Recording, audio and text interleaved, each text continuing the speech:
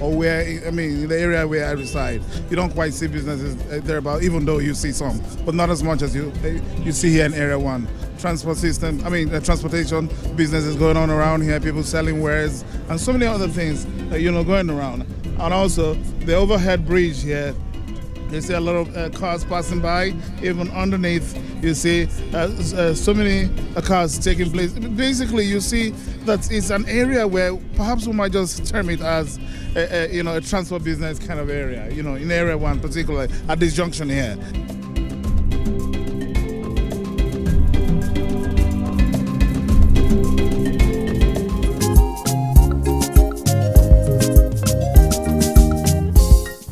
Well, I'm sure if you've passed through Area 1, you know that it is one of those places where everything keeps moving and nothing ever stops. So now we're going to take a look at the hustle and bustle of what goes on around Area 1.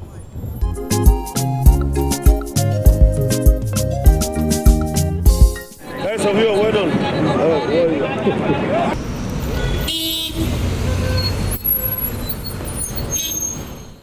Area 1 is a neighborhood and it has facilities that are expected of a neighborhood. It is no ordinary neighborhood though, as the activities that go on in Area 1 makes it arguably one of the busiest neighborhoods in the capital city. It has its serene houses where residents live, and we wonder how the facilities hold up in the area. Just like any other area do have lights here in Abuja. Yeah, so does Area 1 do have lights. So, yes. Can you tell me that you like Area 1? What are other areas in this environment? No, there are other areas that are still better than Area 1. But for me, I think I can go with Area 1 too. What do you have to say about the light situation in the area? Light, no, constant, marvelous, yes. And what of the water? The water, yes. There are also good supply of water, SS, yes, water. yes, sure. And so what do you have to say about the environment?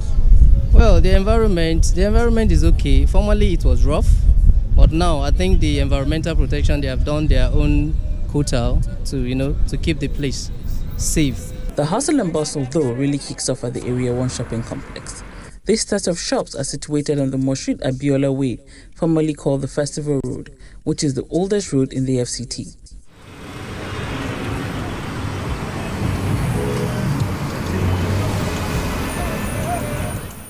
There's also an open-air market which serves the residents and those passing through. Just in case you can't make it back from home early for some shopping, there is a night market just bordering Area 2 to cater for your needs. Arguably, the busiest section of Area 1 is the roundabout. It serves as a connecting destination to most parts of the capital city. People coming from various parts of the city to take another vehicle to go to their various destinations.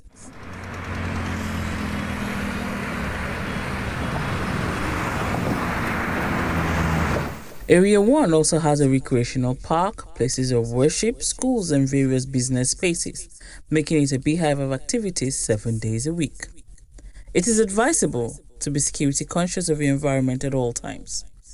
You may not have an activity at Area 1, but it is good to take a drive there just to say, I have been to Area 1.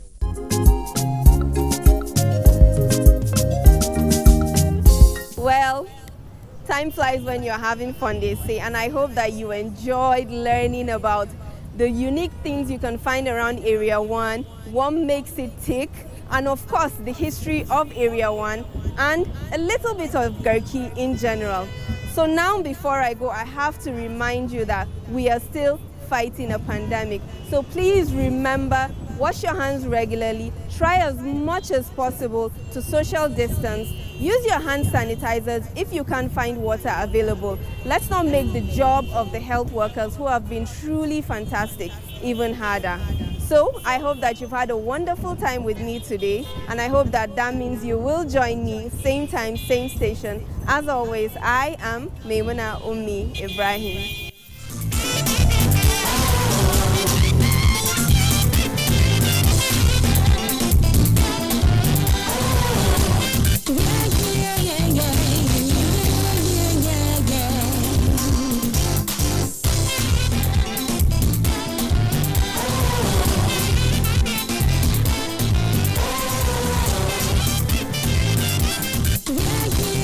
Yeah.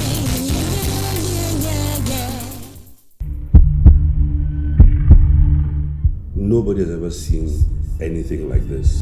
It's not an epidemic, it's a pandemic that's gone endemic. So it's come as a shock, it's hit the whole globe, and it's not going anywhere in a hurry. It's here, to stay. So we have to deal with that. If you look at tourism, and especially the touch human part of it, tourism is the largest employer of specific demographics of the labor force, women and the youth. Look at those specific numbers globally, 300 million. It has hit every aspect of the tourism ecosystem. The transportation, the hospitality, the entertainment. It's been devastating. Expensive and glamorous isn't selling much right now. Secure, COVID compliant, safe is what's selling now. Hotel, room service, spa, salon, buffet, my bed sheets, my towel, they're all things that have to be taken into serious consideration and rejigged to make the visit comfortable. And it's not just about physical comfort, it's about the medical information that is out there and how compliant that hotel is and how people feel. And it's not just local, it's global. So if you don't do it, it's tough for you to say you are going to get out of that new.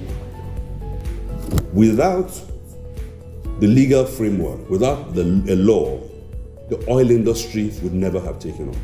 Without a law, the telecoms industry would not be what it is today. Without a law, the banking industry would not be what it is today. So tourism is asking for a law that takes us from 090, not 90, to 0803. That is what it's going to do. And it's simple. It gives people clear lines. It sends the statement that this is a business. It's a business that you can invest in. It's a business you can borrow for. It sends a statement that we are serious about tourism. Now, people are not going to want to travel far from home. So you want to be close to home. You also probably don't want to go to a place where the mortality rate was very high. You probably want to go to somewhere where the mortality rate was moderate to low. So our domestic tourism agenda that we have had for a few years, and we're still sticking to. So it's local, national, regional, and international confidence will now build up on that. Tourism is a quick start. It's a quick start for post-disaster recovery. And if you look at 9/11, tourism was a very useful tool in restarting the American recession that followed that. We look at the global economic meltdown. Again, tourism was a useful tool in its recovery. If you look at the case of Rwanda's recovery, tourism was also a good tool. All those destinations that used to so love Nigerians coming are screaming because Nigerians are not coming. And I'm happy. I'm sorry. I'm happy that Nigerians are staying in Nigeria. What I'm now encouraging Nigerians to do is to understand that this is not the time, honestly, that we can ask this country, considering our finances and the global recession we are expecting post or even during this pandemic. Don't ask what Nigeria can do for you. Ask yourself, what can you do for Nigeria now? Because that's where we are.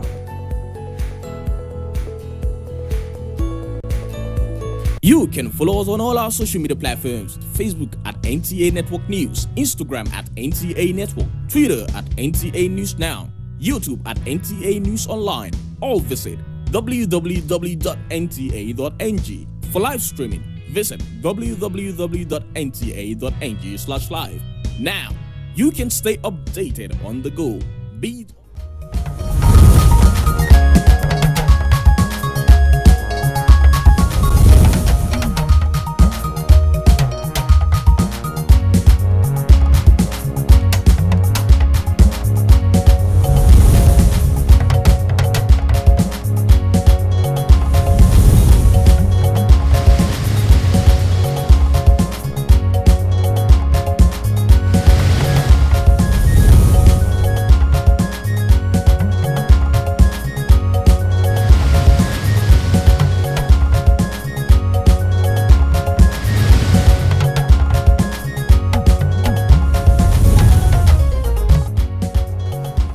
Federal government pledges more equitable spread of development nationwide.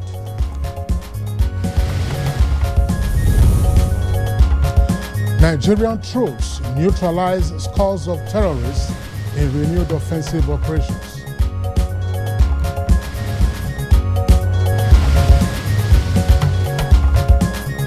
Nigeria records 520 new COVID-19 infections.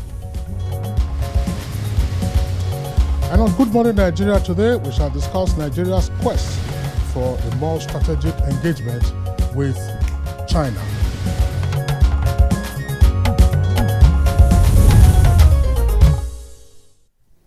Nigeria and China are about 10,000 kilometers apart in different continents, but share certain similarities in reputation.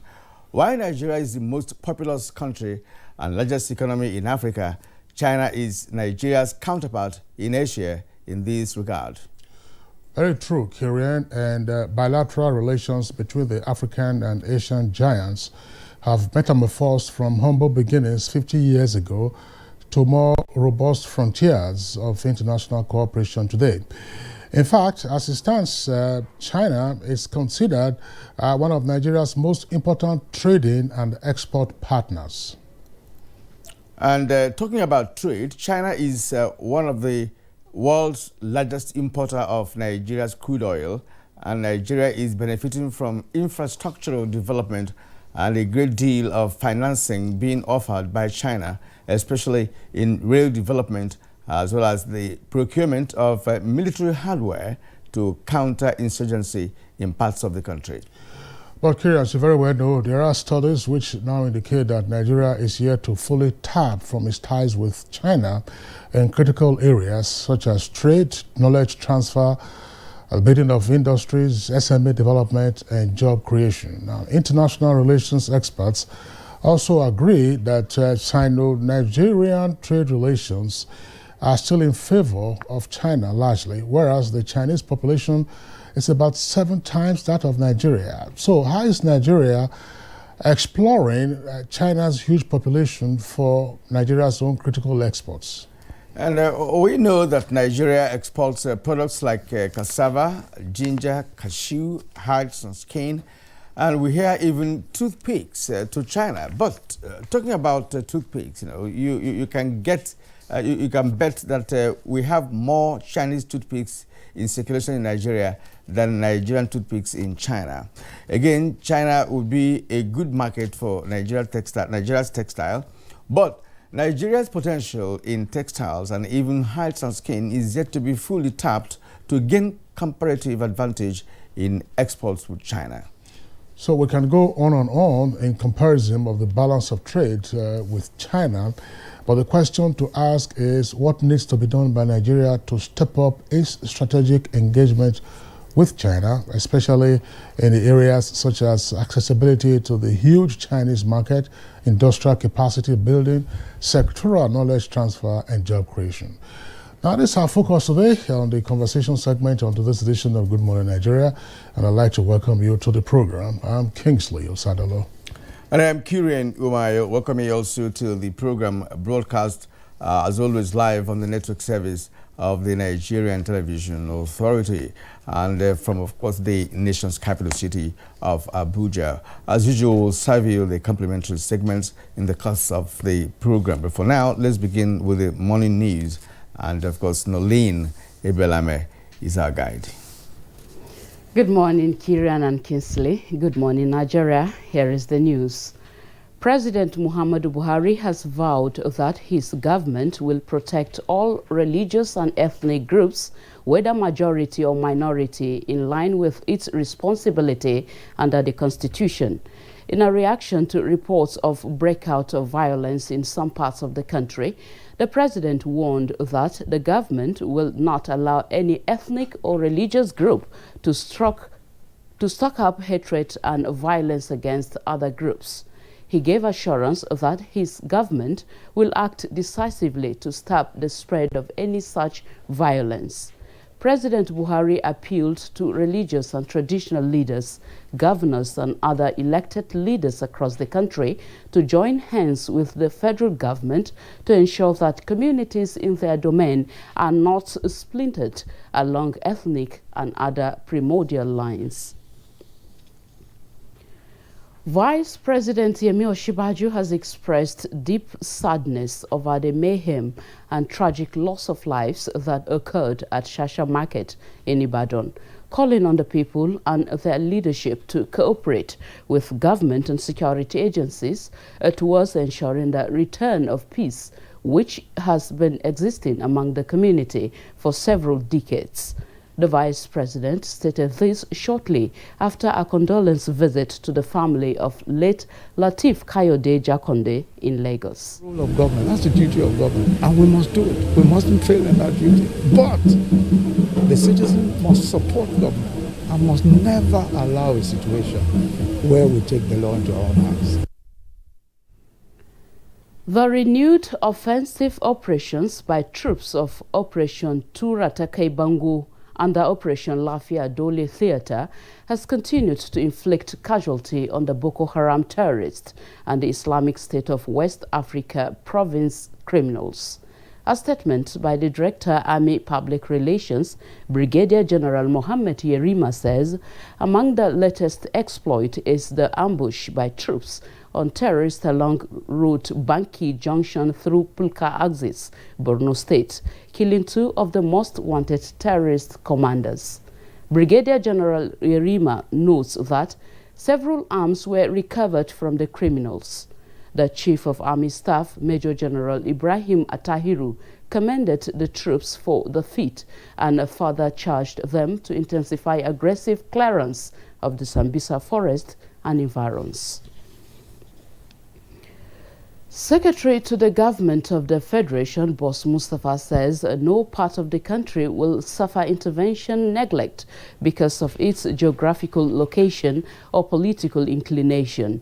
Boss Mustafa stated this at the inauguration and handing over of road and storm water drainage at the Federal College of Education, Yola, sponsored by the Ecological Fund Office. The project will provide a window of opportunities for economic growth of the institution. Adamawa State, regrettably being amongst one of the states prone to severe flooding that results in damage of property and in some cases loss of lives here in Terra. Thousands of rural and vulnerable women across Nigeria are to benefit from a federal government special grant of 20,000 naira each to boost their businesses. The federal government's special grant, mostly for indigent women, is to enable them access financial capital required for economic activities they embark on. Ilorin and Mina in Niger State were some of the points of call.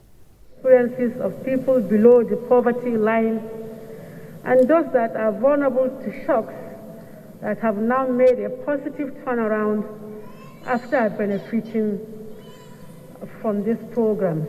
This 20,000 will take me a long way because I'm running restaurants. I didn't even expect such today. I'm very happy.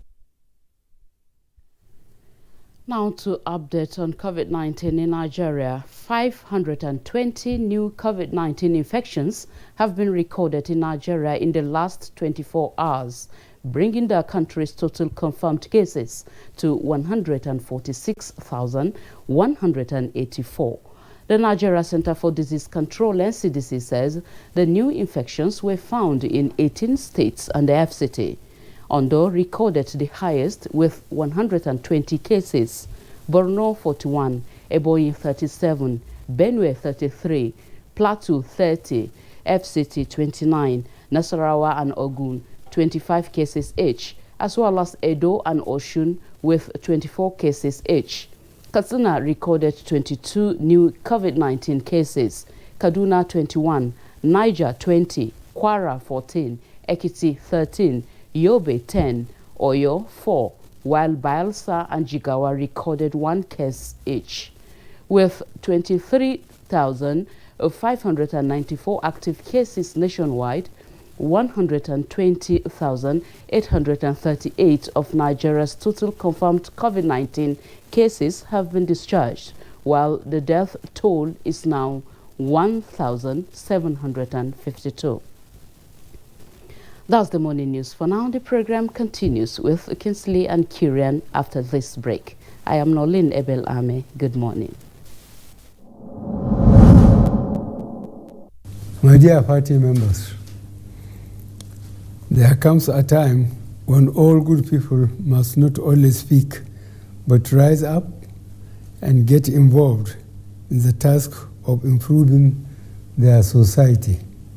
The need has never been greater than now for all Nigerians to actively contribute to the all-important task of nation building by bringing about good leadership and governance. For most citizens, their greatest weapon is their vote.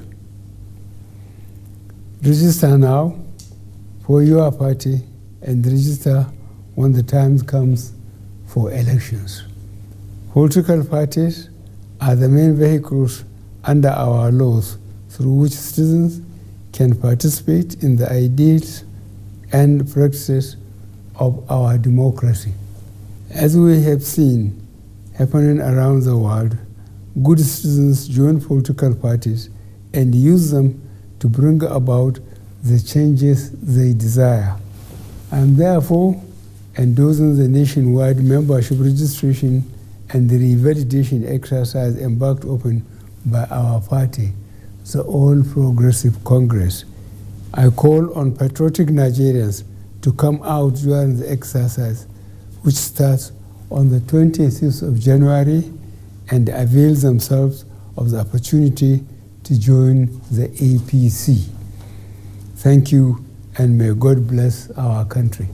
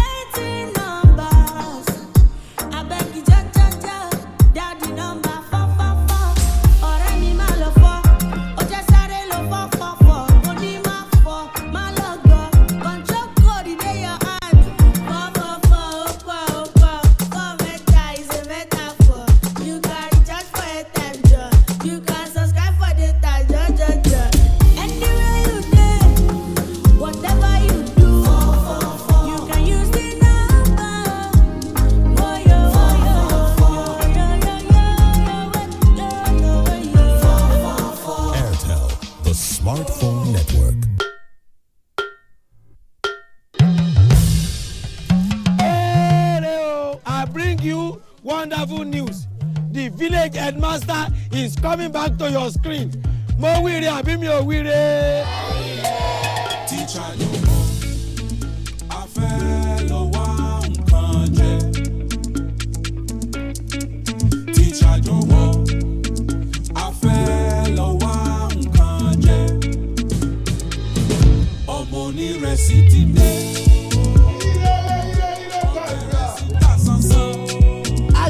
Na better school for last gidi. Not be all this on a rugged school for Ijabi. I don't know for you. Second, it's called Oja Village. Kadesi. We know happy at all. And I know that even you too, you are getting a lot of orders. We are trying, Sweep her leg out. She was standing there. Sweep it. I love you so much. And how did I give you the impression that I was interested in that position? 50-year anniversary. You mean anniversary? I mean, I talk with that now. Not for me. Not for me because of Pamio.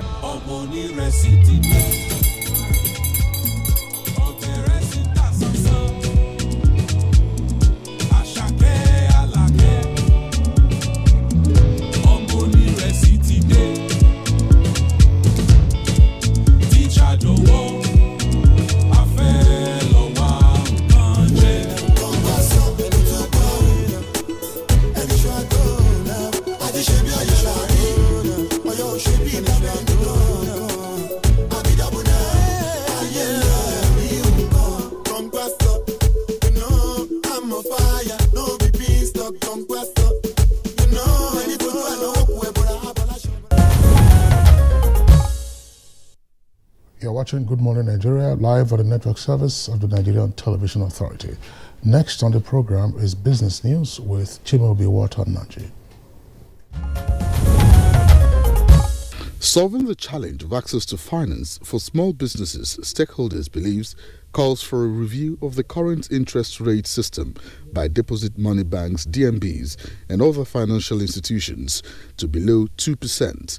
This is believed to boost the confidence of small businesses on the financial institutions and thereby open up new frontiers in the SME subsector.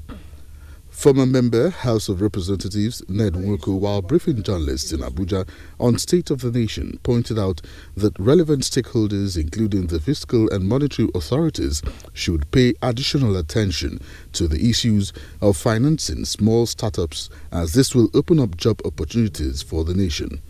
We should be competitive. Banks don't function in Nigeria the way banks should function. Banks are there to lend money, not just to take your money. They are there to finance your projects. Whatever it is that you have ideas for, and you have feasibility study, and it is, feasible.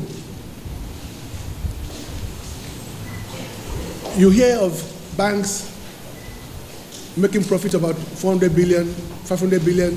That profit is for the shareholders. Government can make banks, they can compel banks almost, let me use the word compel banks, to use half of that money to lend. With Business News, I'm Chimaobi Naji. Well, thank you, Chimaobi, for that package. And next on the program is Newspaper Review.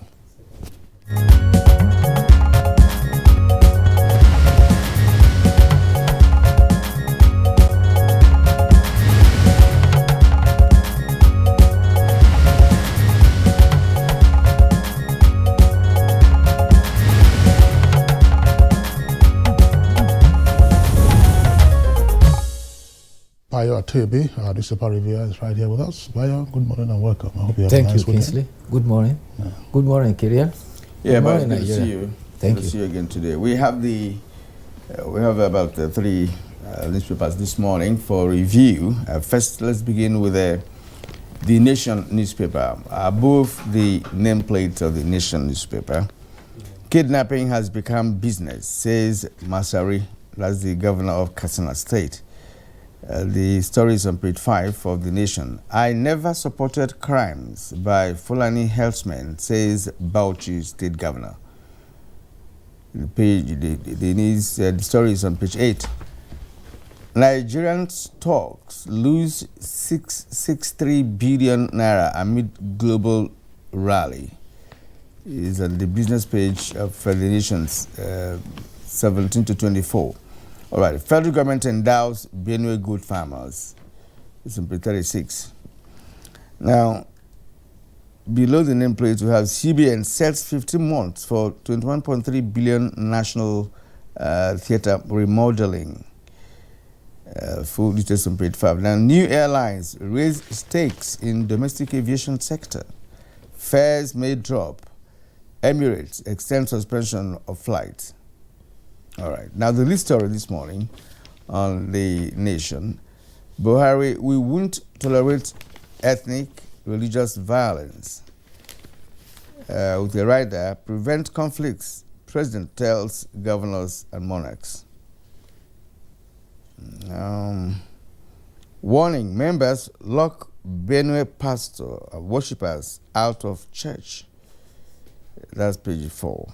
And let's see the last story here on The Nation's front page. Kingsley.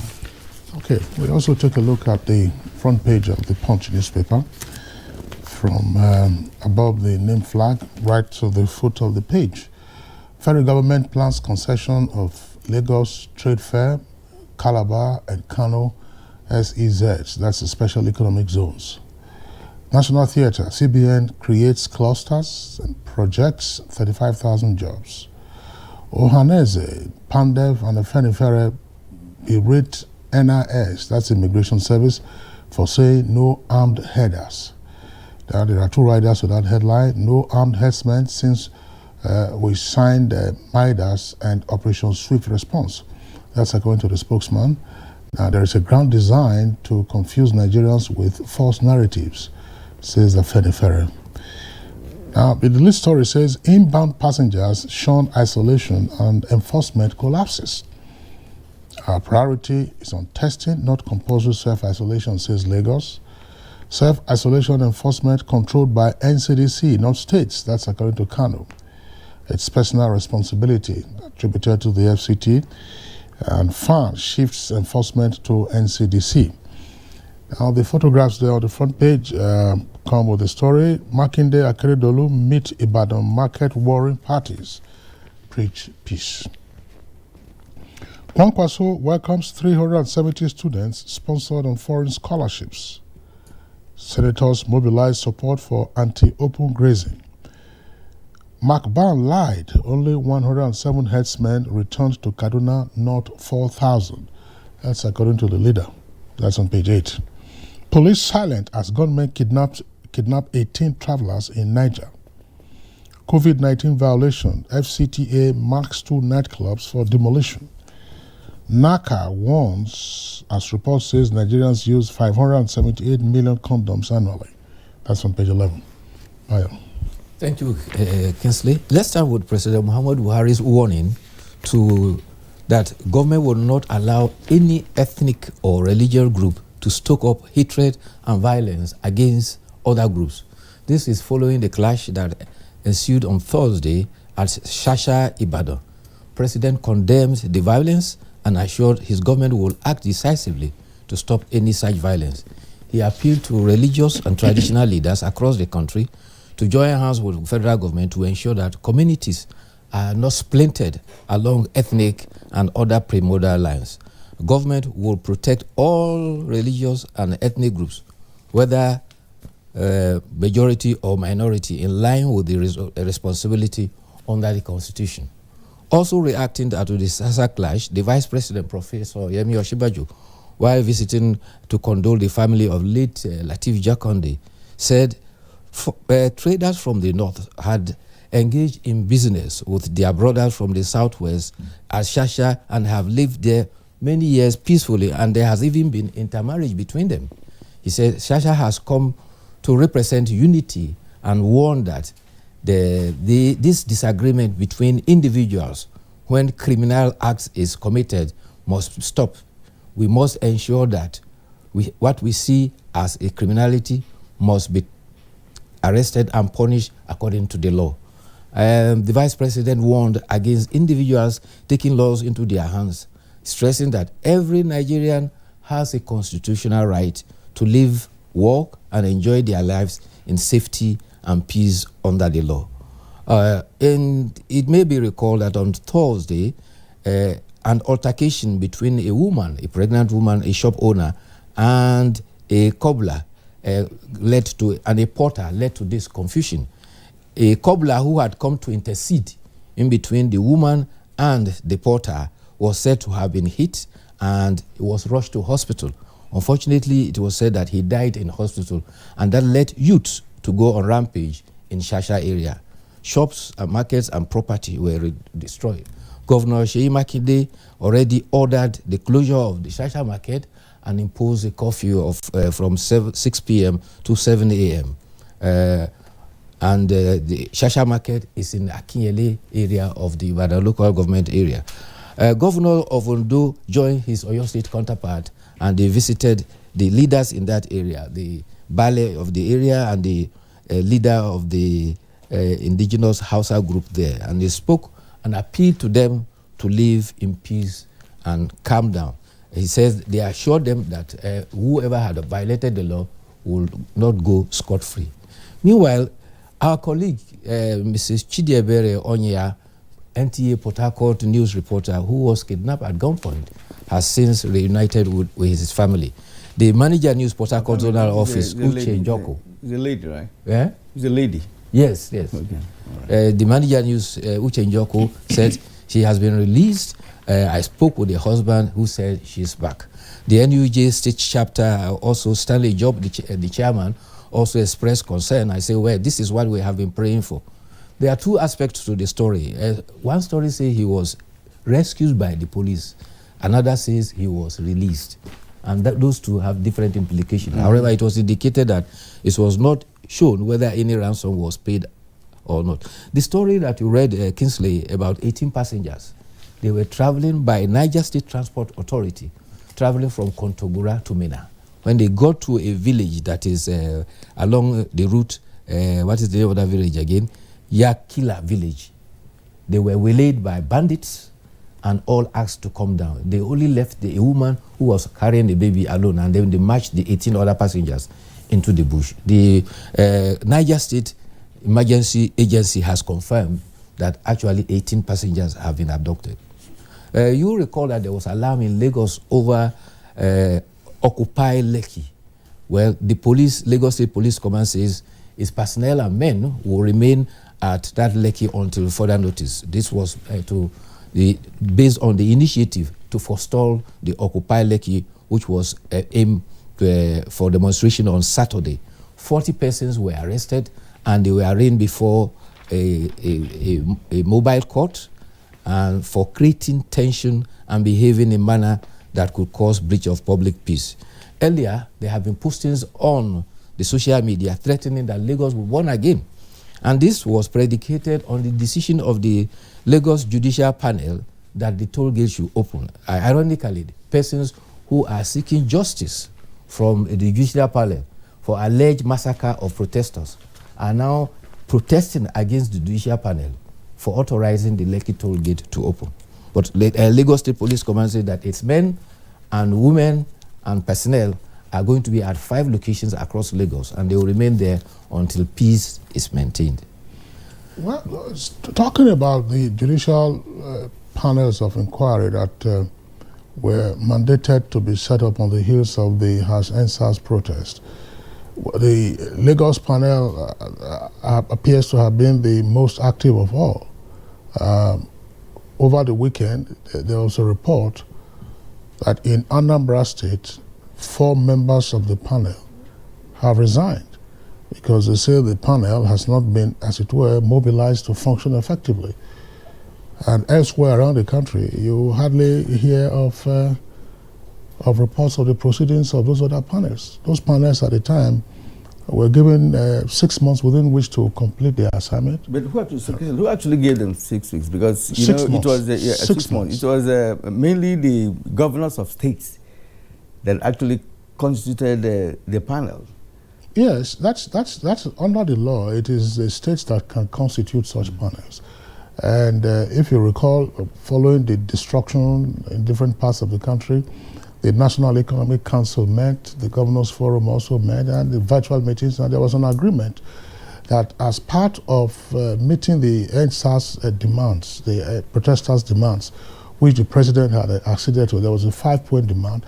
They said that panels of inquiry will be set up to look into the allegations of gross abuses against the now disbanded SARS and get justice to the victims. Well, I think there's lack of coordination at the federal level, because one would have thought that states having set up the panels, that there should be a coordinating body. No, Kirian. The National Human Rights Commission also has that for the Federal Capital Territory. Yes. This is a state responsibility. It's on that you set up those commissions of inquiry under state laws. But SARS actually was a federal government establishment. It's immaterial. But the activities were in states. And so it is the state laws that were breached. But it is at the end of the 6-month period that the various recommendations and proposals for action going forward will be brought together, and then you now have, as it were, a harmonized approach to what to do to forestall reoccurrence, otherwise mete out justice to those persons who have been found guilty. But Kirian, the point before that coordination is what is happening at the various judicial panels in the states. If Anambra was notorious in the media, according to the reports, for the Okuzu, they called it Okuzu SARS operations. There appears to be nothing is being heard now. Elsewhere around the country, it's virtually the same thing, with the exception, as I said, of Lagos and probably a few other places. Well, you see that the level of destruction was massive in Lagos compared to other places. And then the SARS, influence of SARS was very relative across the country. It was not as prominent in many other states as it were, particularly in Lagos, I think Oyo, Anambra, and a few other states where they were prominent. Many reports of violations in major southern states, of Nigeria. In Enugu, for instance, it's the same story. Enugu and Anambra is just about 45 minutes away from each other, right? So I think the menace of SARS at that period of time, actually was felt mainly in the southern part of the country. COVID-19 now. 520 new cases were recorded yesterday in 18 states. This time, Ondo State is having 170, followed by Borno with 141. But if we look back, last week, Nigeria recorded 100 deaths from COVID-19. This is the second highest since the second wave began about December. 13 new cases of the new strain have been recorded in Nigeria now. 6 cases of the new strain were discovered just only last week. So we have to be very careful. And the new strain has a tendency to be more devastating. Is it Nigerian's new strain, the new or strain the UK or South Africa? The UK and South Africa strain are the two that have been identified in Nigeria so far, yes. Well, I think that part of what the authorities may seek to do with regard to anticipating a spike, part of what we saw with the second wave arose largely from the Christmas and New Year festivities where people were moving about. Yes. So at the end of the Valentine celebrations now, maybe by the second or third week after that, let's see what the numbers will look like. And then you get from that one, you get into the Easter celebrations. And then, so you can literally anticipate, when you are going to have a spike in the numbers. But part of what is of interest to me, and Kirian, I'm sure you have also talked about this. What are we seeing in terms of local research in seeking to probably sketch through medical research now the epidemiology of coronavirus in Nigeria? Last year, if you recall, we were on Kano, all those unexplained deaths, in Kano, unexplained deaths. There was no way you could cover up those unexplained deaths because the grave diggers said, look, they were in overdrive in terms of traffic. Yes, but suddenly it dropped. And then the numbers that we have, yes, we're having a second wave, prominent persons have died, but those numbers cannot be compared to the numbers you have in South Africa, cannot be compared to the numbers you have in Europe or America. What is at play? Is it just the fact that we get a lot of sun, or what is at play? What is? I mean, you see all kinds of things. People will tell you that if you take Agbalumo, this African cherry has vitamin C. You have don't take that as professional advice. I'm not a physician, but I'm not a nutritionist either. But all kinds of things. Is it in our diet? Is just something that has prepared us, to an extent that we are not having as persons had feared about a year ago, that look, Africa and Nigeria in particular was going to be a graveyard. Well, the thing is, it also depends on the extent of, testing that we are carrying out. Many persons, have, suffered COVID and survived on their own, one way or another, because it has been said initially that some persons might survive COVID without actually taking those medications. So if you carry out, like in South Africa, they carry out extensive testing. Well, an epidemiologist, a professor for that matter, described COVID-19 as an aerosol epidemic. And he says that it is most devastating in cold weathers than it is in hot weathers. Perhaps that is our saving grace. Earlier on, they have projected that by July of the last year, Nigeria will have registered more than 200,000. Up to now, we are still about 146. But to find out in Jos, in Plateau, that is cold. Plateau they have very high numbers. They have high numbers. That's right. In but Plateau Kyria, yes, it's about testing, but ultimately, I mean, it's unfortunate.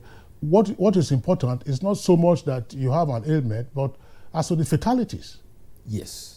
Are you with me? Because there are persons who are said to be asymptomatic, that you have it, and so you don't know that you have it, you don't manifest the symptoms. But what is the consequence of having it? If it is in the fatalities, look at the numbers. Look at Italy, look at Spain, look at Germany, and look at the US, closing on 500,000. That is why the governor of Kogi State, insisted, that... No. Let me tell you what he said. No, he said this. That's something he said. Bayo, maybe I'm sorry.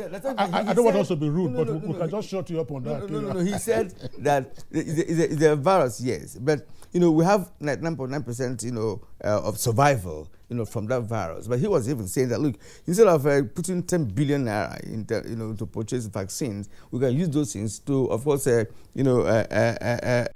beef up infrastructure and the facilities in our hospitals across the nation. Because people survive the virus. It's a good advice, but there's another danger now. There's Ebola reported across Guinea. And we need to be very careful because trans-border persons moving up and down. We need to be careful so that we don't import. 2016 were devastating. We don't import Ebola to join the crisis we are having with COVID-19. And Ebola is more devastating. You're saying build infrastructure, health infrastructure, you said, across the country. The Federal Medical Center in Lokoja, the capital of Kogi State, was destroyed, damaged by hoodlums. Have those hoodlums been arrested and prosecuted? All right. Editorial is on the licensing private universities, Bayo. Yes, the editorial is commending that the Honorable Minister of Education announced 20 new universities, bringing the total number to about private universities to about 99. There are those who have commended it as a positive development. Others also says that this proliferation will have its cause in the sense that quality and standard will drop, because they are arguing that most of these private universities have no other avenue from sourcing their personnel but from public universities. And again, it is going to increase the spate of visiting lecturers, because you now have many more universities that will demand more lecturers than are available. So you now have university lecturers trying to fill in the void by becoming visiting lecturers. And this is part of the crisis that is coming with IPs and no IPs, or UTAs or no UTAs, because it has not captured the peculiarities of their institution. But by and large, the editorial is saying that, yes, it's a positive development, but we must have our eyes on the value and quality and standard of education. It is not enough to have rote education, but practical education that will make graduates not become person who will sit and wait for white-collar job, but they will be self-employed and will be able to take initiatives to live their own living. Very well said, Bayo. I'd like to appreciate you for being around. I'll see you again tomorrow. Thank you too. It's Good Morning Nigeria, live on the network service of the NTA. We're taking a short break now. When we return, we'll get ahead with our item for discussion. That is to say, engaging strategically with China. The counsel of our fathers. My advice to these young people is, please do not take us back to those harrowing days. You probably do not know what it is. Nigerian youths, let's build our nation together.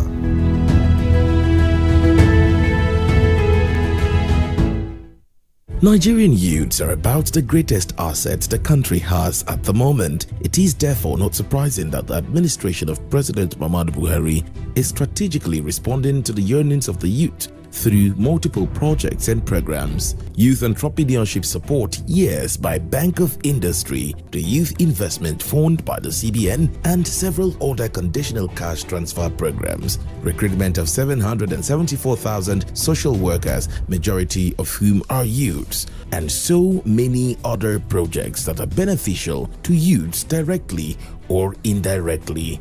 If the administration can do all this, definitely with a degree of patience and time, it can achieve more. Nigerian youths must come together to say no to terrorism, no to vandalism, and no to all disruptive tendencies. Hashtag Youth for Greater Nigeria. Pacifying the youths, unifying the nation.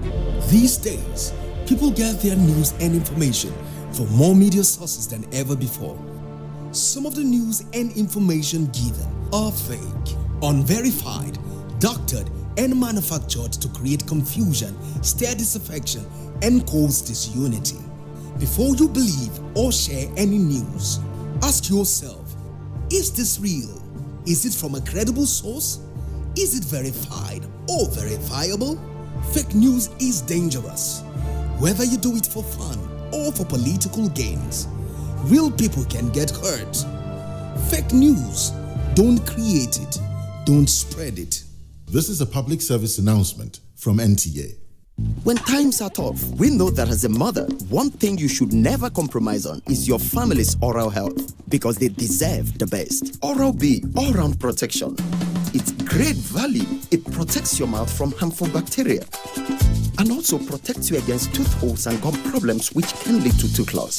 It strengthens your family's teeth and gives them all-round protection. So remember, protect their future. Oral-B for healthier, stronger teeth in just 1 week.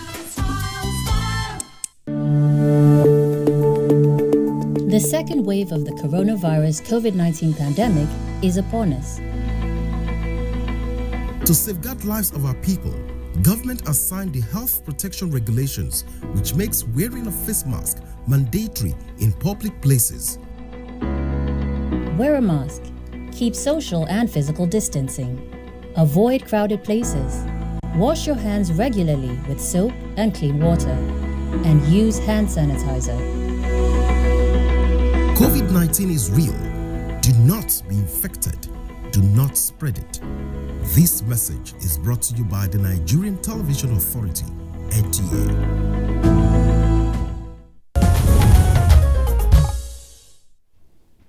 You're still watching Good Morning Nigeria on Africa's largest television network, the Nigerian Television Authority. Now, it's a prompt for our conversation this morning, which is on Nigeria's quest for more strategic engagement with China.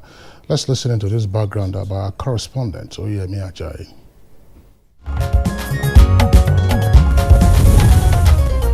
Nigeria and China, two countries with certain similarities but far apart in different locations. Both are most populous nations in their respective continents, where they are reputed as largest economies in their regions. However, relations between them started long time ago, right from the 1970s, from diplomatic to economic relations. As of today, China is one of Nigeria's important trading and export partners. In April 2018, Nigeria signed a $2.4 billion currency swap deal valid for 3 years. China supplied the CH-3 aircraft to the Nigerian government prior to 2014, along with YC-200 guided bombs and AR-1 aircraft-to-ground missile to tackle challenges of insecurity. Since 2000, trade relations have risen exponentially. There have been an increase in total trade of over $10.3 million between the two nations from 2000 to 2016. In September 2018, Nigeria signed a $328 million loan with China to heavily boost the development of telecommunication infrastructure in Nigeria. In 2019, bilateral trades between China and Nigeria reached $19.27 billion. China provided financing for series of projects in Nigeria such as the Abuja-Kaduna Railway Abuja Metro Light Rail, Abuja and Port Harcourt Airport Terminals, Lekki Free Trade Zones, Ogun Guangzhou, Zungeru Hydro Power Dam, University of Transportation Daura. In exchange, Nigeria often hired a Chinese firm to oversee its development projects, such as the Mambila Hydroelectric Power Station. However, the structure of the Sino-Nigeria trade relations have been a source of concern to many, especially Nigerians, as Chinese exports accounted for around 80% of total bilateral trade volumes. This has resulted in a series of trade imbalance, with Nigeria importing 10 times more than its exports to China, while comparing the Chinese population of over 1 billion to Nigerian population of over 200 million.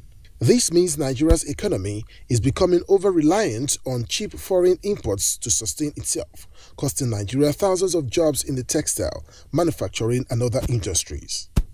We should move beyond ordinary trade relations, which sincerely it has majorly been in favor of China. China has benefited more in the trade relations. Sometimes there is the need to collaborate and not to actually live in isolation and not to actually believe that we can do it alone. So you can actually import some of these particular ideas as well as technical know-how. How can Nigeria make good use of the 50 years of bilateral relations with China for strategic partnership and mutual prosperity? This is the focus for the discussion segment shortly.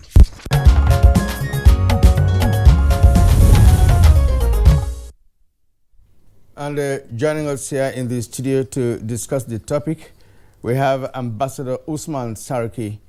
Ambassador Sarki is the directing staff of National Institute of Policy and Strategic Studies, KURU. So you're welcome to the program. Thank you. Thank you for having me. Also here with us in the studio is Charles Onanuju. Charles Onanuju is the Director, Center for China Studies. Many thanks for joining us this morning. Thank you for having me. Thank you. And we equally have one of our regular guests here, Dr. Ken Ukoha, President of the National Association of Nigerian Traders. Many thanks again for calling. Thank you very much, Kinsley. Thanks, Nigerians. All right, gentlemen, I'd like to have you with us in the studios. More particularly, let's welcome once again Charles Onanuju, Director, Center for China Studies. Last week marked 50 years of ambassadorial level diplomatic relations between Nigeria and China. And of course, it was an outgrowth of that conversation that we are now looking more in depth into a strategic engagement with China. Listening to the background, it is clear, even from the numbers, that there's a huge trade imbalance between both countries. Yes, we are beneficiaries of Chinese intervention on the African continent by way of infrastructure financing and trade, as well as, of course, new outlets for Nigeria's major export, which is crude. But what is it that we can do to ensure that we ramp up strategically with China? So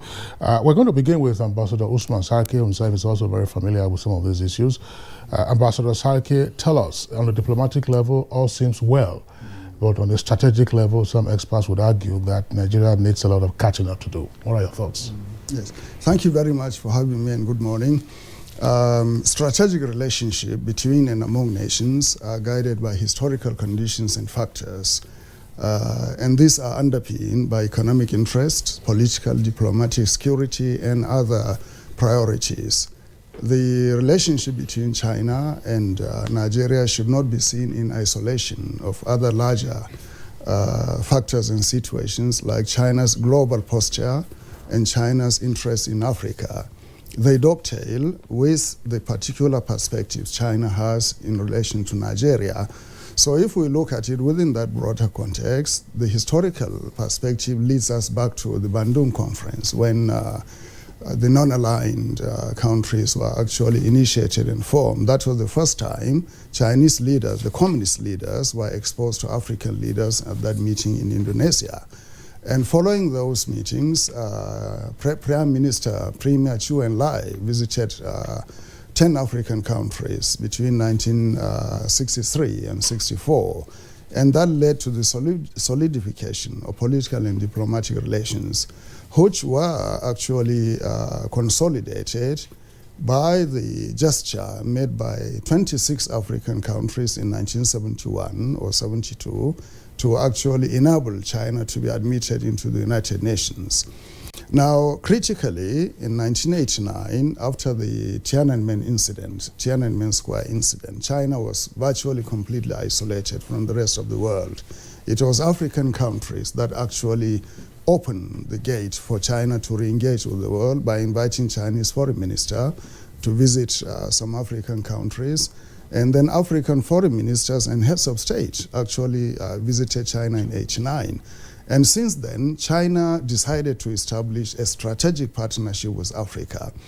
And each year since then, up till this year, every Chinese foreign minister makes sure that his first visit outside China to any continent is to Africa.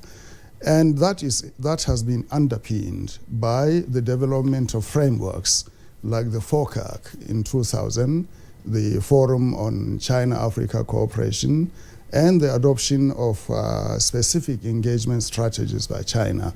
So Nigeria falls into the larger framework of diplomatic relations with China, underpinned by economic interests, particularly security and diplomatic as well.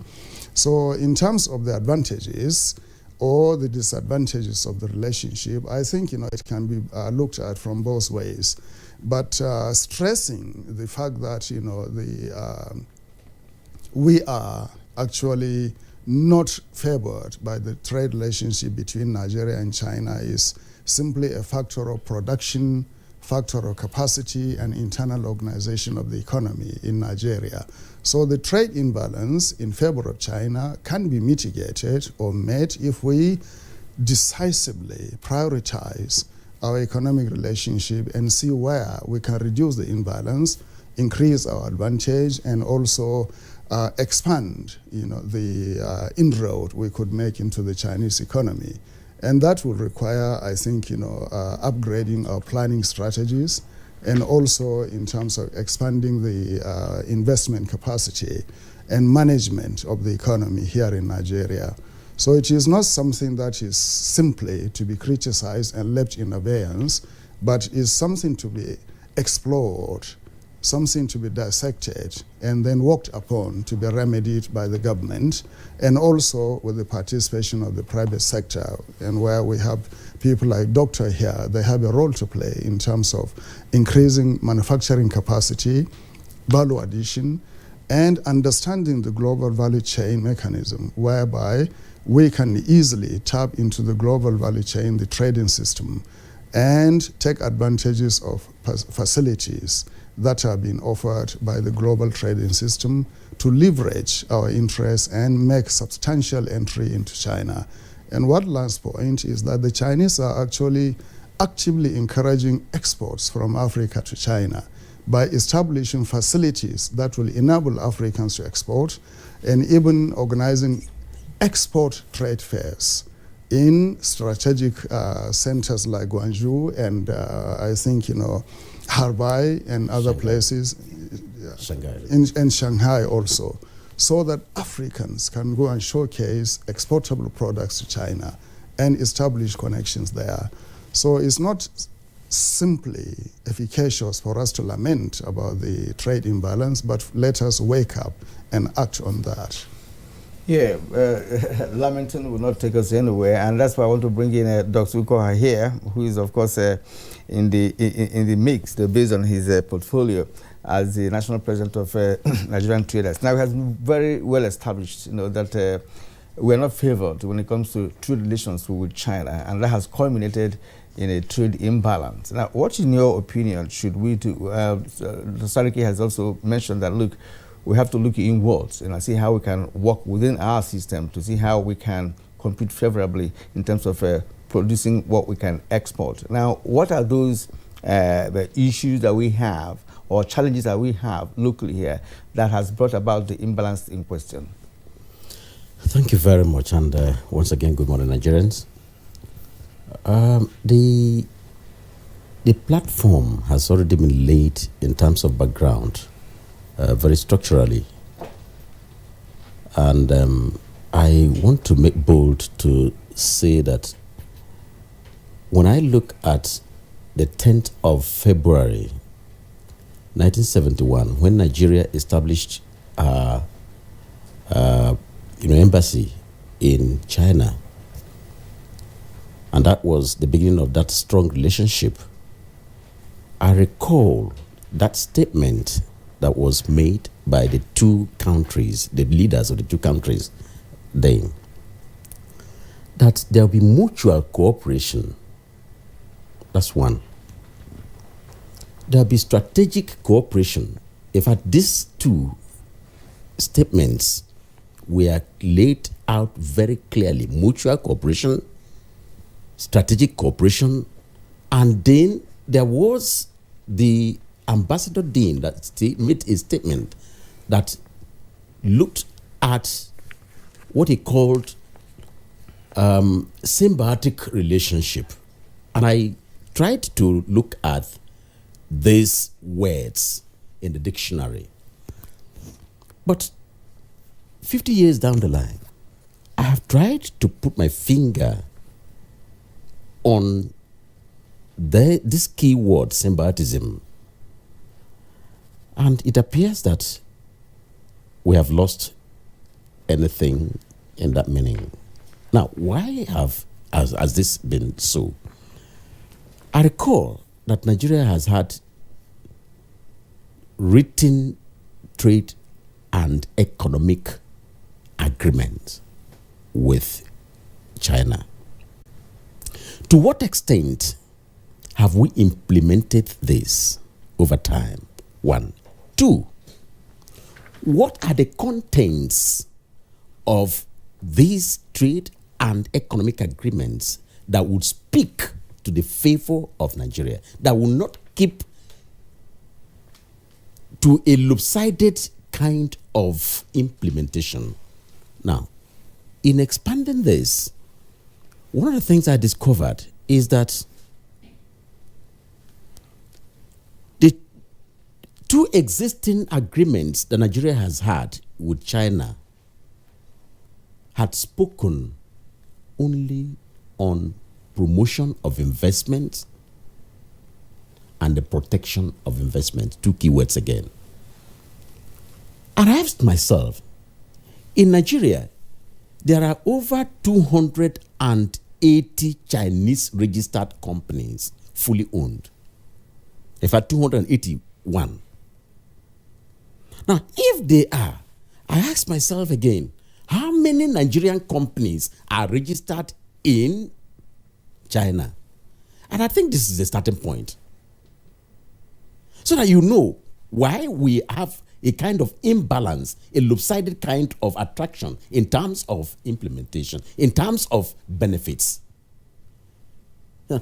Do we have, as a Nigerian, for instance, do I have the powers, the right to register a company in China and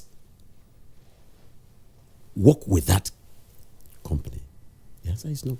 But you see, we keep on engaging in trade and economic agreements that always lopsidedly hit on our foot. You don't have any much investment in China, and you are engaging in a trade and investment agreement with them, and the commitment will be on your own side, technically, to protect their own investment, while there is nothing for them to protect over there on your behalf. And that's the starting point. I think the second thing that we need to do is that we need to look at the lessons that we have learned over these 50 years. Have we learned any lessons strategically between our relationship with China? Again, let's look at the lessons. In terms of laws, I was discussing with His Excellency before we entered here. China has rigidity in implementation of its law, and it must be implemented stricto sensu. They don't care whose ox is being got. And that is their own rule of law. whoever messes up is gone. And gone forever. It's not, there's no anything about it. Government will just strike. But here we are. They come in, and they beg and call. If they do anything, they turn your laws upside down, and they get away with it. And nobody holds them responsible. Nobody holds them accountable. Nobody kicks. Take a look at how many Nigerians that are in prisons in China. Why nobody is saying that anybody who commits any infraction should be left free. But here we are. We have Chinese who are doing illegal businesses, illegal mining. In the extractive industries, they are there. Even to the point that we have policies that are against, look at the sector, textile sector in Nigeria. Textile is still under prohibition. In fact, since 2002, when we had the last trade policy, textile has remained under, prohibition list. But who are the people that are purveyors of this sector that literally have killed that sector? Of course, your guess is as good as mine. And so we need to come back to learn the lessons.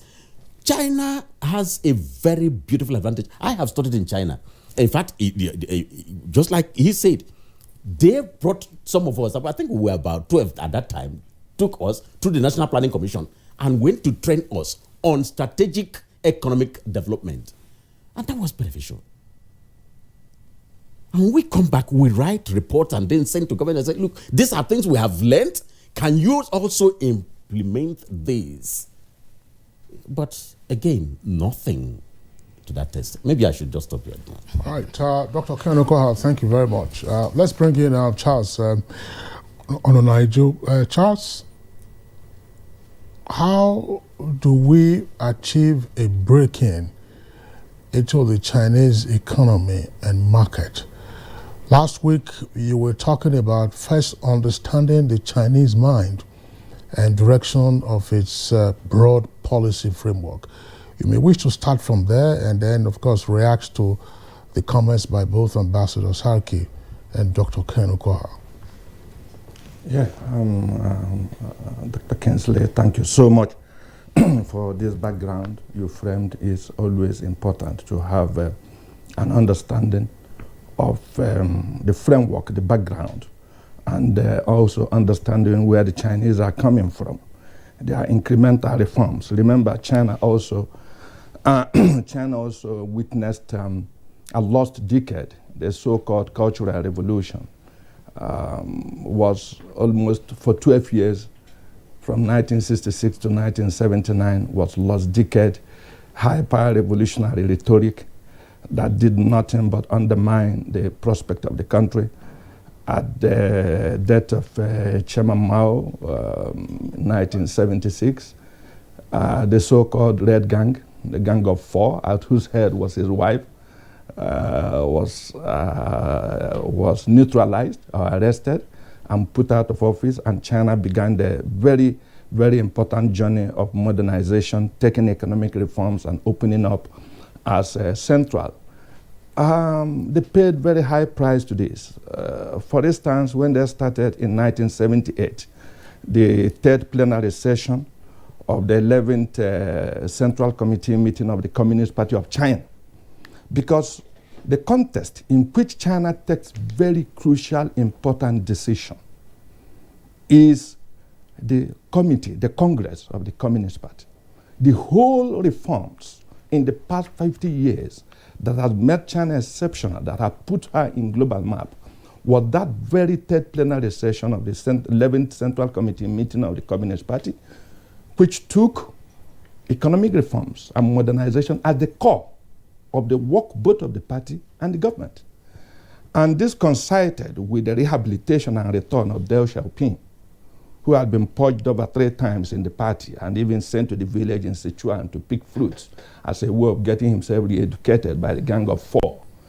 And this was remarkable. It took very key decisions, We're going to build seaport, we're going to build power plants, we're going to build iron smelting mill, we're going to build railway. And all these things were decided. And even Japan was called in to pick the bill and construct this. So this is the foundation. And the party has not relented in this central work of opening up. When China opened up, what did it do? It established economic zone. If you remember, Pudong, Shenzhen, these are all backwaters. They were opened up, foreign entities flocked in. So China is not a stranger to foreign entities, to foreign companies. China is not a stranger. I made this reference in respect of Mr. Dr. Kohan. It is not necessarily what the document said. It is the action you took. When China decided to open up and reform and take economic construction and modernization at the core of its work, relegating rhetorics, revolutionary rhetorics, left-wing excessive rhetorics to the background, the fundamental was we are going to allow foreign investment to flow in. And China became the largest recipient of foreign investment. They took advantage of their huge, reasonably low labor cost, which today is with Africa, and more specifically with Nigeria. The huge labor cost, availability of relative labor cost, which was advantage China took over in the late 70s, is today domiciled in Nigeria. So the point I'm trying to make is that this seized the moment of reforms and opening up, attracted foreign investment, which actually fueled what we see today as China's exceptional economic growth. The party is the foundation, deciding on key points. In 1987, again, the party took another critical measure. They are going to construct socialism with Chinese characteristics. And for the first time in the document of the Communist Party mentioned what they call planned socialist market economy. You have to understand this trajectory because they are consequential of what China became today. It was not a happenstance. It was a strategic understanding of the need. And the whole factor about this is that the party is alert to its responsibility of constantly theoretically invigorating herself, constantly interrogating her reality, not being content with the situation the way they are, constantly interrogating Chinese reality, interrogating international reality, and finding a realistic platform to drive the next phase of their reforms. So there was a steady understanding. And if we do not understand this context in which China economic reforms proceeded and has continually evolved, we will not be able to spot the opportunity that China presents, not just to Nigeria, but Africa. One thing that is very clear, China solves a very pertinent question for Nigerian international partnership. In the history of Nigerian international partnership, we have had the paradox of having willing partners but not able, or having able partners but not willing. In China, we have resolved that paradox of a partner that is both willing and able. So the question is, like framed by Mr. Kinsley, what is to be done?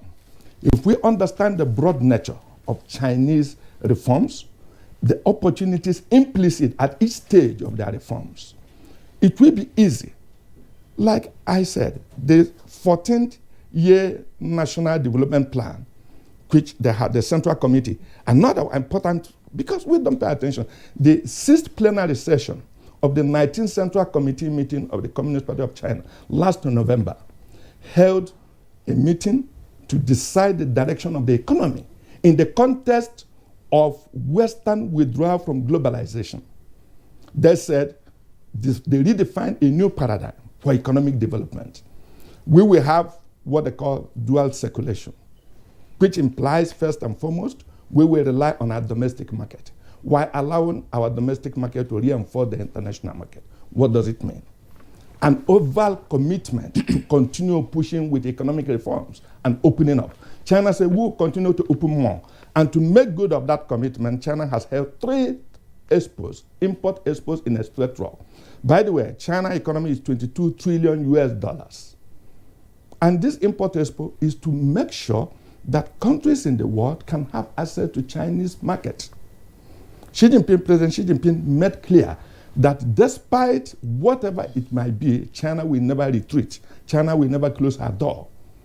He mentioned again, he reiterated the mantra of Deng Xiaoping, that when you open your window for some fresh air, some few insects are bound to come in, but never shut the window on account of this. So China remains open. So the question is, what is our entry point to China? What is Nigerian entry point? You've spoken about Nigerian businesses. Can you register businesses? The question that should have simply arisen, I've tried to register businesses. What are the criteria? Because the obvious criteria. In Nigeria, the criteria for registering businesses.